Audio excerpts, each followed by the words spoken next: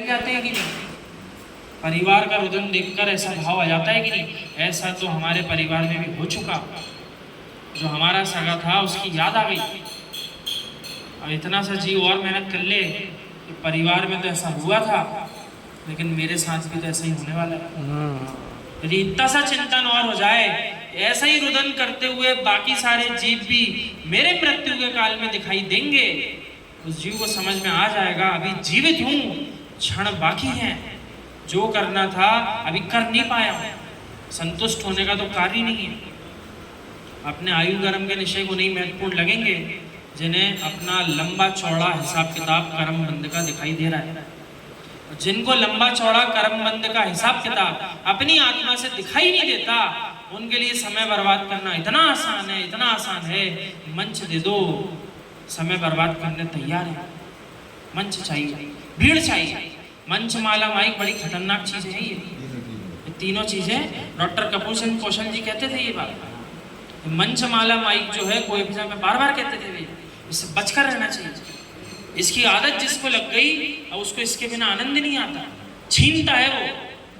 कहीं भी मंच मिल जाए, माला मिल जाए, माइक मिल जाए, बस फिर देखो आप कमाल, अपनी आत्मा को भी भूल जाता है। यदि भीड़ भाड़ को देखकर आए हो तो आप रागी हो। यहाँ आए क्यों? ऐसा मत सोचना यहाँ भीड़ लगी है तो आनंद है, चलो चलते हैं। ऐसा भी मत सोचना कि घर में झगड़े होते हैं, झंझट से बचेंगे, चलो चलते हैं। वे सब अज्ञानी है।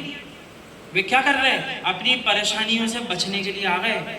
अब चलो परेशानी से बचने भी आ गए, यहाँ आकर भाव सुधर गए तब तो ठीक है, और इसी भावना से बैठे 1 घंटे गृहस्थी के क्लेश से बच गए।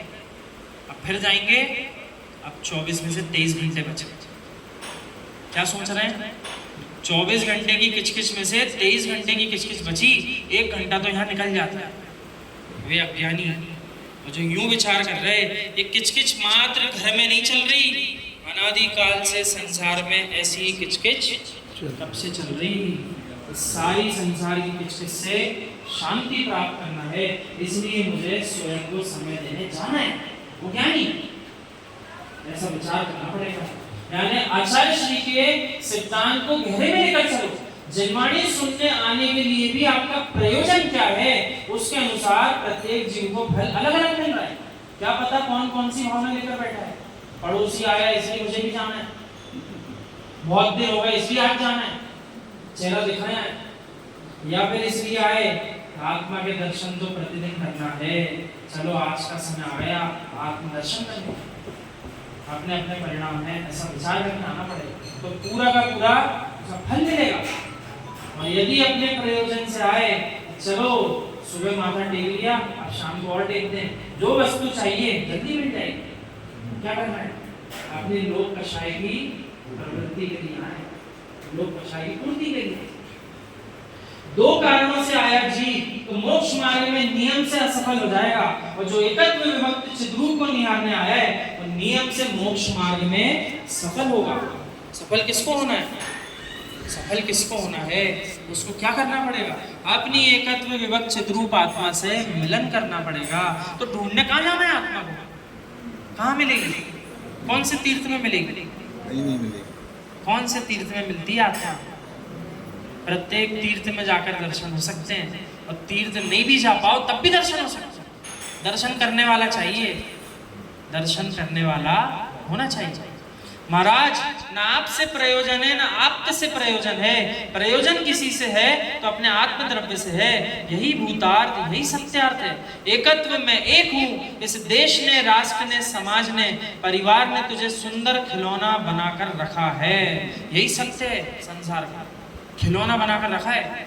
जीव कहते मिलते हैं, पूरा दिन निकल गया, समय नहीं मिल पाया कि अध्ययन कर लें, तो जीवन किस काम का? ऐसे ही करके एक एक दिन आयु के निकलते चले जा रहे हैं। धीरे धीरे दूसरों के शवों को लेकर जाते थे, एक दिन वो दिन भी आने वाला है जब आपके शव को लेकर ये सारे बाकी बच्चे लोग लेकर जाएंगे।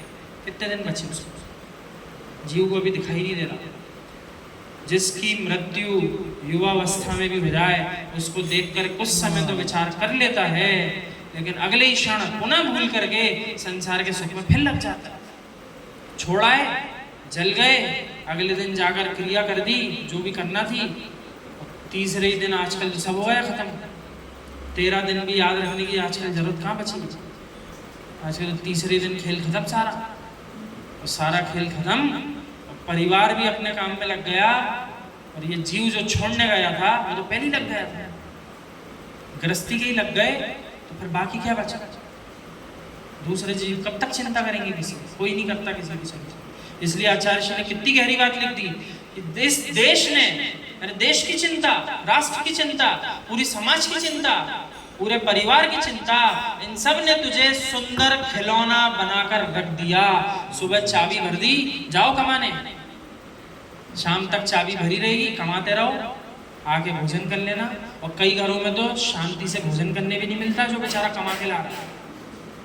तो भोजन करते भी इतना सुना दिया कि बेचारा सोचता है हम कर क्या रहे हैं इस जीवन में, लेकिन फिर अगले दिन चले जाते हैं, अगले दिन फिर वही करता है। वो कब तक करता है, कोई रोकने टोकने वाला ना हो, रात ना आती हो, सोने का समय ना हो, तो उसको तो समय ही समय है, उसको भोजन करने का समय नहीं, लघु शंका जाने का समय नहीं, मात्र द्रव्य आ रहा है उसको ले करके जेब भरने का समय है उसके पास, इतना ही समय है उसके पास। जब तेरा जन्म हुआ तो माँ मुस्कुरा रही थी देख देख कर, तो माँ तुझसे खेल रही थी, विश्वास मानो वे माँ उदास हो गई जो माँ बनने के लिए नहीं बची।